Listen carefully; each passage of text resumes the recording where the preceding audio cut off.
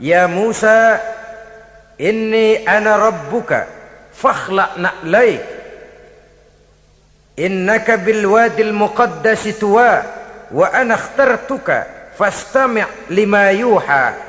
Wahai Musa, akulah Tuhanmu, bukalah terompahmu, sesungguhnya engkau berada di satu lembah yang disucikan bernama lembah Tua.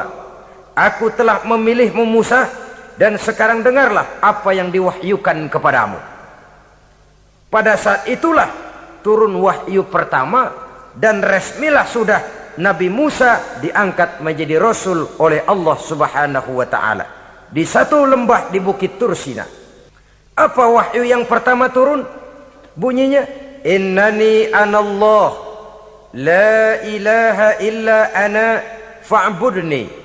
Sesungguhnya aku inilah adalah benar-benar Tuhanmu, tidak ada Allah selain daripada aku, maka hendaklah engkau hanya beribadah menyembah kepadaku. Dan itu tidak lain adalah Allah yang lam yalid wa lam yulad wa lam yakul lahu kufuwan ahad, yang laisa kamislihi syai'un. Ia tidak beranak, ia tidak diperanakkan, dan ia tidak bisa diserupakan dengan apapun. Dialah Allah itu. Yang kedua, wa aqimis sholata li zikri, syariat. Dirikan salat untuk mengingat aku. Setelah mendapat wahyu ini, turunlah perintah Allah kepada Nabi Musa. Apa kata Allah? Izhab ila fir'auna innahu tagha. Sekarang Musa, berangkatlah kamu menuju Fir'aun. Ia telah melampaui batas. Rabbi syrah li sadri, ya Allah, lapangkan hati saya. Wa yassir li amri, mudahkan urusan saya. Wahlul 'uqdatam min lisani, buka kebekuan lidah saya. Yafqahu qauli, sehingga mereka mengerti apa yang akan saya bicarakan.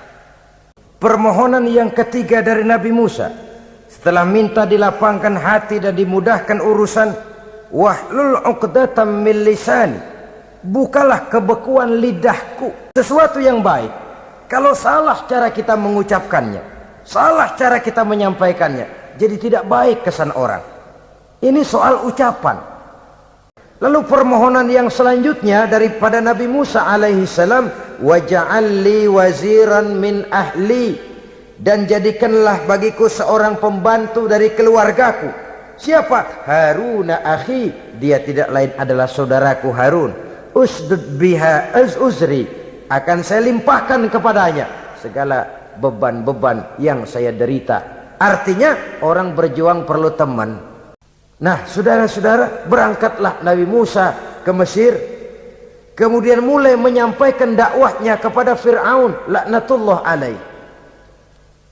Fir'aun mendengar Musa datang kembali, kemudian terjadilah forum dakwah itu. Apa kata Fir'aun? Musa, kamu kemana saja? Saya pergi ke Madian. Apa yang kamu lakukan? Begini, begini, begitu. Kamu melarikan diri? Pada mulanya iya. Dan sekarang apa maksud kamu datang kembali ke Mesir? Semula saya ingin membebaskan kaum saya Bani Israel.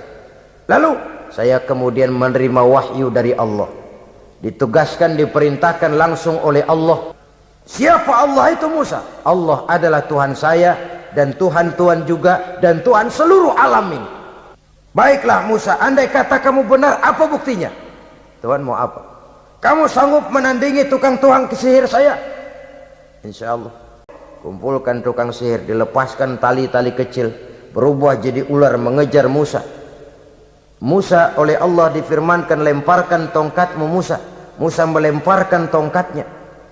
Tongkat Musa kemudian berubah menjadi ular besar yang menerkam ular-ular kecil tadi. Habis itu ular kecil ciptaan tukang sihir Fir'aun.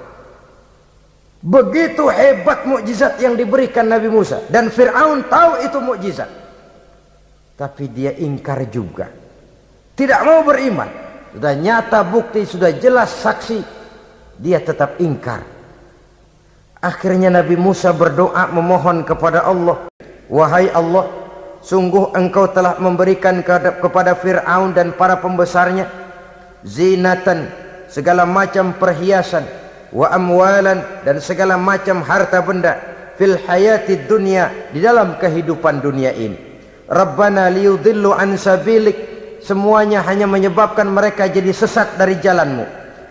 Rabbana tmis ala amwalihim, ya Allah binasakanlah mereka di dalam hartanya.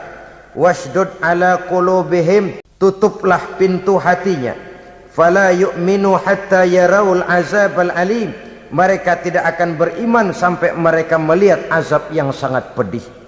Akhirnya Nabi Musa memutuskan, kalau begitu menyelamatkan kaum dululah. Kaumnya Bani Israel dibebaskan dari perbudakan, dibawa oleh Musa keluar dari Fir'aun, dari Mesir, dikejar oleh Fir'aun. Dalam pengejaran ini sampailah Nabi Musa di tepian Laut Merah. Buntu, depan laut, belakang tentara Fir'aun. Dalam kondisi seperti ini, Allah Subhanahu wa ta'ala berfirman kepada Musa, lemparkan tongkatmu ke laut, hai Musa. Musa melemparkan tongkatnya ke laut. Terjadilah mukjizat. Laut terbelah, jalan muncul ke permukaan laut. Lewat Musa di jalan itu, Fir'aun terus mengejar. Ketika Musa sampai di tepian sebelah sana, Fir'aun masih di tengah jalan. Laut menutup kembali, hilang itu jalanan. Fir'aun dan seluruh tentaranya tenggelam di Lautan Merah, mati. Pada saat kondisi seperti itulah Fir'aun dalam keadaan menghadapi sakaratul maut. Akhirnya Fir'aun mati. Mati, tapi badannya utuh. Allah berjanji, wa kadzalika nunajjika bi badanika litakuna liman khalfaka ayah. Kami selamatkan badanmu Fir'aun agar menjadi pelajaran bagi orang-orang sesudah kamu nanti. Fir'aun mati, tapi badannya selamat terdampar di tepi pantai. Dimumilah badannya, diawetkan, sehingga sampai sekarang jenazah atau jasad